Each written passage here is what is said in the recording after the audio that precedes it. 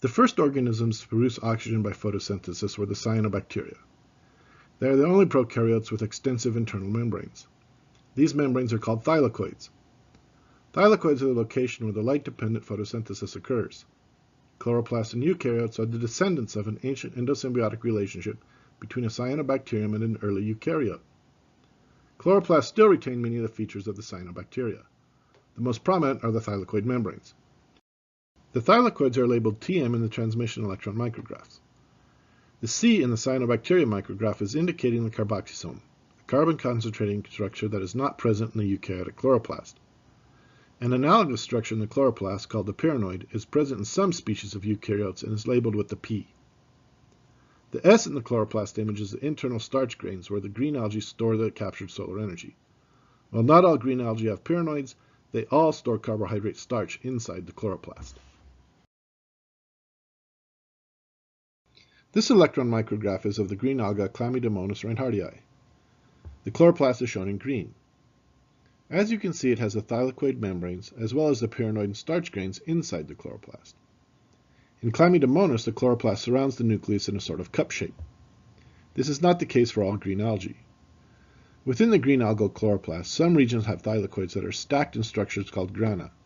Granum is the singular, and other regions with single thylakoids called stroma lamellae. This membrane arrangement is also found in the plants, with grana stacks connected by stroma lamellae. This electron micrograph of the red alga Rhodella violaceae shows the chloroplast in red. The red algal chloroplast has many similarities with the green algal chloroplast, namely thylakoid membranes, and in some species a pyrenoid inside the chloroplast. In contrast to the green algae, starch is stored outside the chloroplast in the cytoplasm. The membrane organization in the red algae is very different from the green algae. The thylakoids in the red algae cannot form stacks due to the phycobilosome antenna, seen as little dots on the surface of the thylakoid membranes. Thus, the thylakoids in red algae are always single. Brown algae are not unicellular, except as sperm and eggs during their reproductive stages. The zoospore of the brown alga Palliella shows the two chloroplasts in brown. The carbohydrate laminarin is stored inside the cytoplasmic vacuoles. Brown algae also store energy as lipids or fats. In those brown algae that use a pyrenoid, it is a large structure inside the chloroplast, but separate from the thylakoid membranes, usually on one end of the chloroplast. The thylakoids in the brown algae are organized in stacks of 3. Some species also have a single stack of 3 thylakoids that circles the chloroplast, called the girdle lamella. Another morphological feature used to classify algae are the flagella. Flagellum is Latin for whip. The plural is flagella. Flagella function to propel microorganisms through their environment.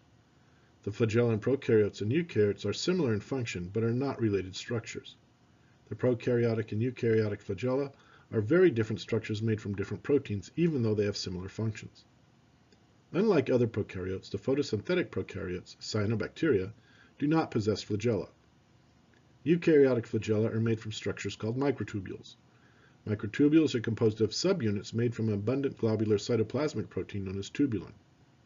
These proteins are the same proteins that make up the spindle in mitosis for cell division.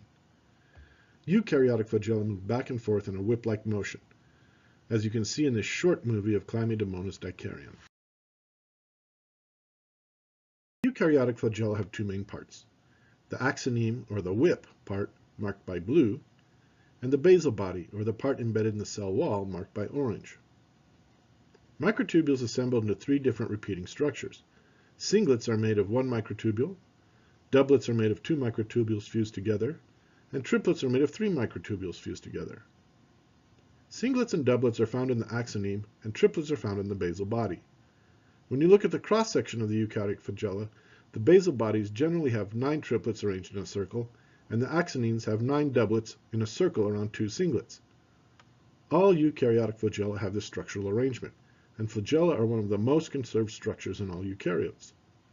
We know this because the flagella in eukaryotic algae are not very different from the flagella in the sperm cells of animals.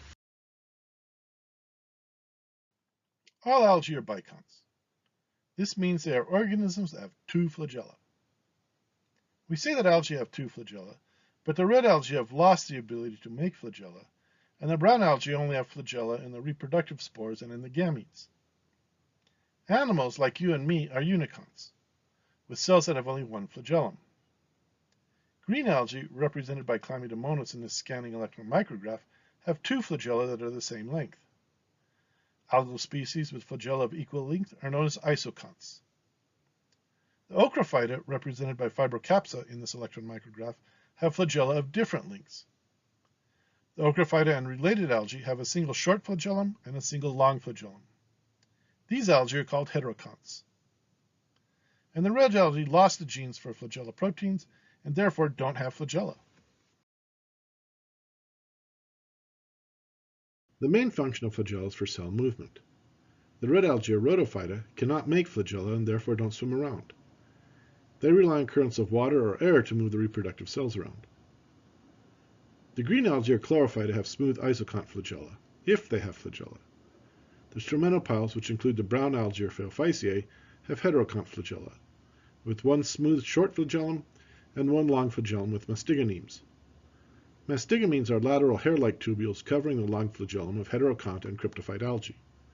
It is believed that mastigonemes may assist in swimming by increasing the surface area of the flagellum. The haptophyta have smooth heterocont flagella. They also have another flagellum-like tubule called the haptonema. The haptonema is membrane-bound like flagella, but has a set of 4 to 8 singlet microtubules within the membrane.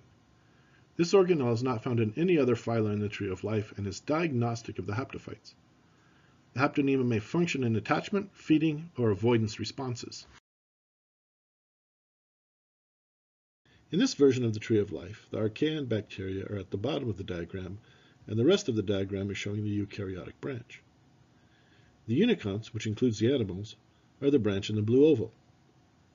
The remainder of the eukaryote tree is of the biconts. The haptophytes, defined by the presence of the haptonema, are their own branch. The heteroconts, also called the stromatophiles, are defined by the different lengths of their flagella and the presence of mastigonemes. The other major groupings of algae are distinguished from each other by their pigments, cell walls, reserved carbohydrates, and morphology. This slide from LifeMap shows the paraphyletic relationships of the oxygen-producing photosynthetic organisms we call algae. One of the big questions we will be examining in this course is, if algae use the same mechanisms to capture sunlight and carbon dioxide to make sugars and produce oxygen as a byproduct, then why are they paraphyletic?